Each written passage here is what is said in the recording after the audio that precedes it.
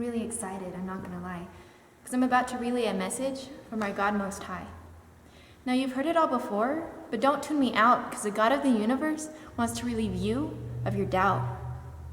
Now, in order to do this, you guys have to listen, because in the lives that you're living, you don't know what you're missing.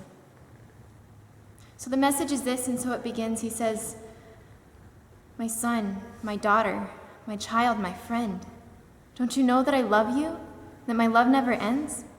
Because when I speak to you, you don't let me in. Now I've tried and I've tried again and again, yet you still tell me there's no room in your inn. So what are you filled with? Tell me, what are you hiding? I made you, I know you, I'm someone to confide in. I'm the God of the universe, trust me, I can clean you. I'm all-knowing, all-powerful, I know what to do. So why are you waiting? Why are you confused? You don't know why you're here? I'm telling you, you can be used. Because God chose you for something greater. He wants you now, not later, to say yes to the Creator and to stop being a traitor. But you say it's too late, that you're too far gone. Well, I'm here to tell you that you are wrong. Because Christ came as a doctor not to heal the righteous and the open. No, he came for the weary, the cold, and the broken. He called out to the sinners, the cheaters, the liars. He came to this earth to set the flameless on fire. He ate with the thieves, the lowly, the hated, the drunkards, the forgotten, but his time wasn't wasted.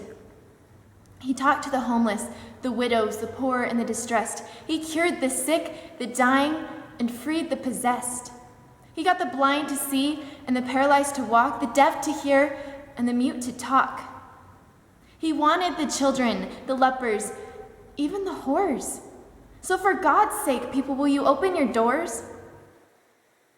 So don't tell me you're not good enough, that it's something you can't do.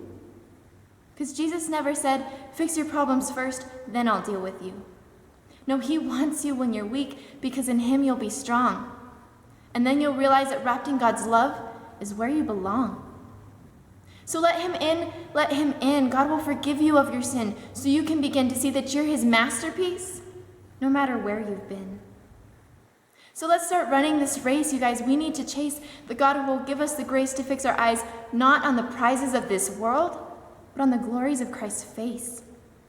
Because Christ died on the cross not for the glory and the fame, but in despising its shame, he took the blame. And instead of calling it our sin, in his blood, he put it under his name. Now, he wasn't being deceiving. No, that's the devil's game.